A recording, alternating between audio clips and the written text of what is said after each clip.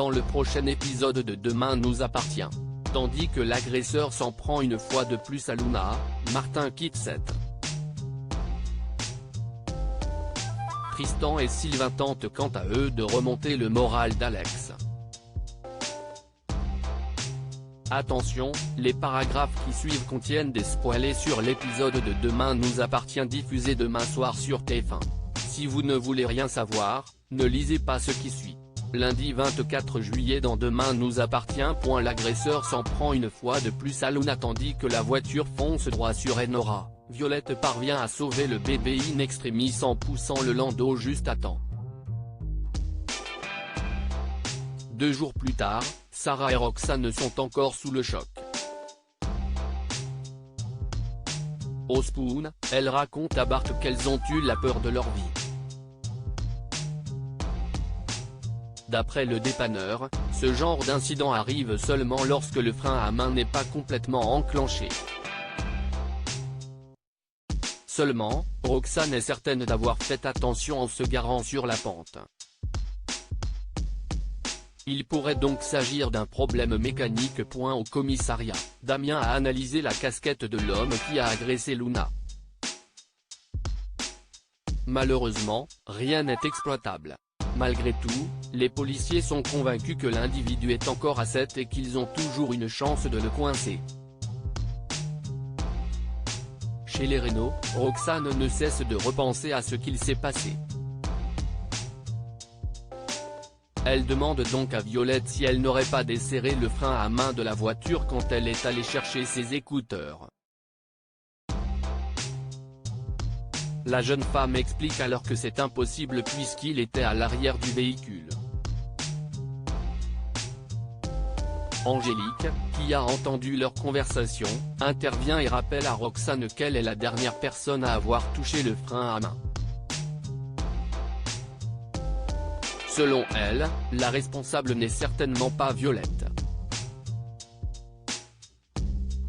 Tandis que Roxane affirme l'avoir correctement enclenché, Angélique pense qu'elle accuse une innocente pour fuir ses responsabilités. De leur côté, Manon et Nordine patrouillent en ville lorsqu'ils aperçoivent l'agresseur en train de suivre une jeune femme dans la rue. Les 2 policiers tentent bien de l'interpeller mais il prend immédiatement la fuite. Non loin de là, Sarah reproche à sa femme d'avoir accusé à tort sa cousine.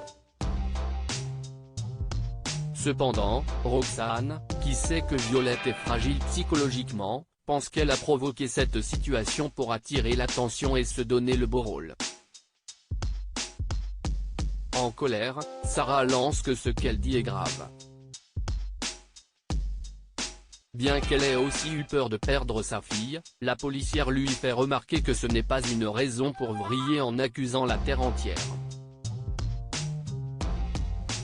Pour Sarah, c'était un accident.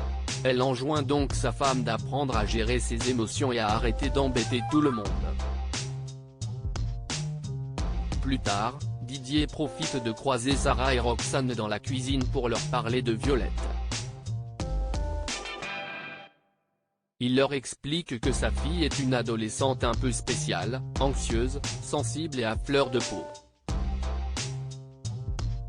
Il leur confie ensuite qu'il n'avait pas l'intention de rentrer en France.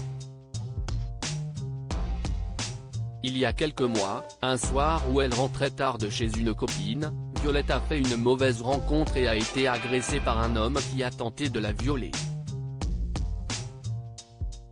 Heureusement, elle a réussi à s'enfuir de justesse et à se réfugier dans un restaurant.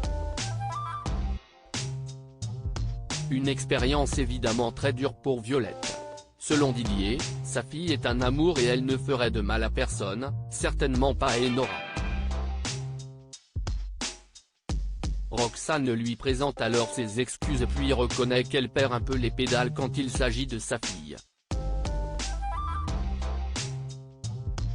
La nuit tombée, Luna rentre chez elle quand elle s'aperçoit que l'homme à la casquette la suit une nouvelle fois. Elle a beau le sommer de la laisser tranquille, il continue de s'approcher dangereusement d'elle. Loin de se laisser faire, Luna le frappe et le griffe au visage, ce qui provoque sa colère. Au moment où il essaie de lui attraper le bras, Luna le repousse violemment et le fait tomber. Comme il semble inconscient, la jeune femme panique et appelle les secours. Mais lorsqu'elle retourne la tête, son agresseur a disparu. Martin quitte cette Raphaël peine à se remettre de la mort d'Emma. Tandis que Martin envisage de décaler sa rééducation afin d'être présent pour elle, l'avocate refuse. Après l'avoir rassurée, Raphaël précise qu'elle l'attendra patiemment telle une femme de marin. Martin rejoint ensuite Nordine pour passer un peu de temps avec lui avant son départ pour Garches le lendemain.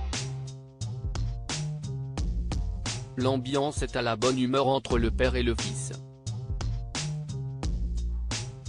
Pour sa dernière soirée à 7, Martin a proposé à Raphaël et Camille de dîner ensemble.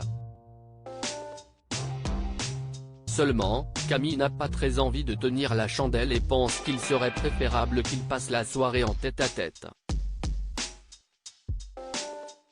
Au cours de la conversation, Camille s'effondre en larmes dans les bras de sa mère car elle n'arrive toujours pas à croire qu'Emma soit morte.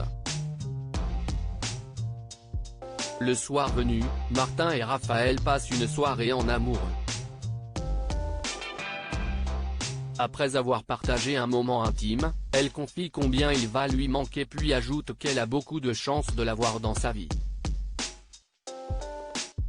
Tristan et Sylvain tentent de remonter le moral d'Alex. Sylvain et Tristan sont inquiets car ils n'ont pas de nouvelles d'Alex depuis quelque temps. Afin de lui montrer qu'ils pensent à lui, Sylvain et Tristan débarquent donc au MAP puis lui proposent de prendre une petite pause. Seulement, Alex n'a vraiment pas la tête à ça. Comme il a beaucoup de travail, Sylvain et Tristan décident de lui filer un coup de main. Bien qu'il ait peur de ne pas être de bonne compagnie, Alex finit par accepter. Finalement, l'ambiance est à la bonne humeur et Alex parvient même à esquisser quelques sourires. En fin de journée, Alex, Tristan et Sylvain prennent l'apéro sur le ponton. L'occasion pour l'ostréiculteur de se confier sur la disparition d'Emma. Une mort qu'il n'arrive toujours à accepter. Ému, Alex remercie ensuite ses amis d'avoir été là pour lui. Une fois seul, Alex appelle son fils pour prendre de ses nouvelles. En entendant sa voix, il retrouve immédiatement le sourire.